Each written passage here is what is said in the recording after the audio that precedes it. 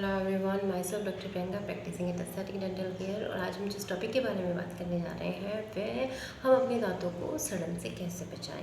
बहुत सारे पेशेंट आते हैं जो ये वाला क्वेश्चन तो सभी का कॉमन होता है कि ये दोनों टाइम ब्रश भी कर रहे हैं उसके बावजूद भी हमारे दांतों में कीड़े लग रहे हैं, तो ऐसा क्यों होता है। तो आज हम इन्हीं बात पे डिस्कस करेंगे और मैं आपको कुछ महत्वपूर्ण बातें बताऊँगी जिनको अगर आप फॉलो करते हैं तो डेफिनेटली आपको कीड़े नहीं लगेंगे आपके दांत में। तो देखिए, पहली चीज़ तो ये होती है कि हमें 2 बार ब्रश करना है, ठीक है ना। 90% लोग नहीं करते हैं और रात का ब्रश ज़्यादा ज़रूरी होता है एज़ कम्पेयर टू दिन वाले ब्रश से भी। क्योंकि देखिए मैंने आपको, अगर आपने मेरी पहले की वीडियो देखी है तो आपको ये पता है कि आपके दांतों में कीड़े सिर्फ तभी लगते हैं जब आपके दांतों में कुछ चिपका हुआ रह जाता है और वो कम से कम 2-3 घंटों तक चिपका हुआ ही रहता है।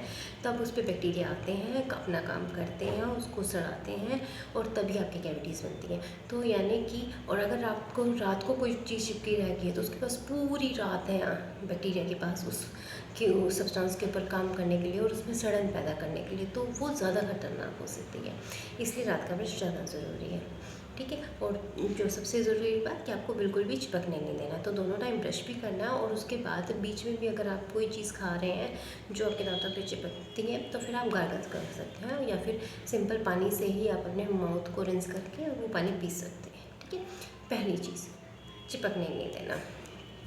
दूसरी चीज़ क्या होती है कि कुछ लोगों के ना जो कॉन्टैक्ट्स होते हैं ना उनके बीच में दो दांतों के बीच में ऐसी जगह बन जाती हैं जिनके कारण वहाँ पे खाना फंसता है, तो वहाँ पे यहाँ पे क्रीज हो जाती है और वो दो दांतों को ख़राब करती है एक साथ। तो जो इस टाइप की जो क्रीज आपको अगर बार बार हो रही है तो आपको फ्लोसिंग का यूज़ करना है, क्योंकि जो ब्रश आप यूज़ करते हैं उसके ब्रिसल्स जो होते हैं, यानी कि उसका सिर्फ एक पार्ट है, जितना पूरा ब्रश है उसका सिर्फ एक पार्ट भी इतना मोटा होता है कि वो इन दोनों दांतों के बीच में नहीं जा सकता। तो आपको फ्लॉस जो धागा टाइप मटेरियल होता है हाँ, वो उससे फ्लॉसिंग करनी पड़ती है। आजकल मार्केट में बहुत अच्छे रेडीमेड फ्लॉस है जो कि सिंपल हैंडल की तरह आप करके आप उससे फ्लॉसिंग कर सकते हो। अब आती है तीसरी बात होती है आप डाइट अच्छी लें, आप कैल्शियम रिच डाइट लें और आप फाइब्रस रिच डाइट लें। जो कि भी जैसे कि जो हमारा एप्पल हो गया, हमारी कैरेट हो गई है या जो कुकुम्बर हो गया है, ये कुछ ऐसी सब्सटेंस है, ये कुछ ऐसी वेजिटेबल्स हैं और फ्रूट्स हैं जो कि सेल्फ क्लिनजिंग कर देते हैं। मतलब जो इनमें फाइबर होते हैं वो दांतों को अपने आप साफ़ कर देते हैं। तो आप ऐसे फूड्स और ऐसी वेजिटेबल्स ज़्यादा अपने खाने में यूज़ कर सकते हैं जो फाइब्रस है। और आप कैल्शियम रिच डाइट लेंगे तो आपके दांत जो है वो इंटरनली स्ट्रॉन्ग हो जाएंगे, तो उन पर सड़न लगने के चांसेस जो होते हैं वो कम हो जाएंगे। फिर अब आती है चौथी बात आपको ये करनी है, आपको जो भी टूथपेस्ट यूज़ करना है वो most of the time fluoridated toothpaste use करें। फ्लोरिडेटेड टूथपेस्ट यूज़ करने के कारण क्या होता है, आपके दांतों में सड़न के चांसेस बहुत कम हो जाते हैं और आप में सेंसिटिविटी के चांसेस भी बहुत कम हो जाते हैं। फ्लोरिडेटेड टूथपेस्ट कैसे यूज़ करना है उसके लिए भी एक वीडियो बनाई है मैंने, आप चाहें तो वो वीडियो पर चेक कर सकते हैं ताकि आपको पता चले कि फ्लोरिडेटेड टूथपेस्ट आपको कैसे यूज़ करने हैं, ठीक है।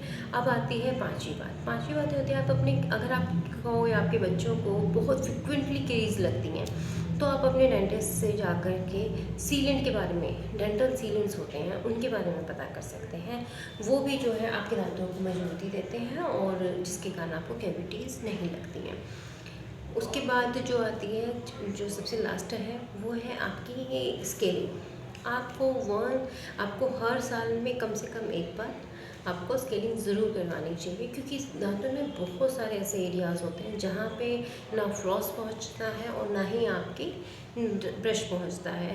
तो उन दांतों में उन एरियाज़ को क्लीन करने के लिए हमें स्केलिंग की ज़रूरत पड़ती है। तो आप वंस इन ईयर वो स्केलिंग ज़रूर करवाएं।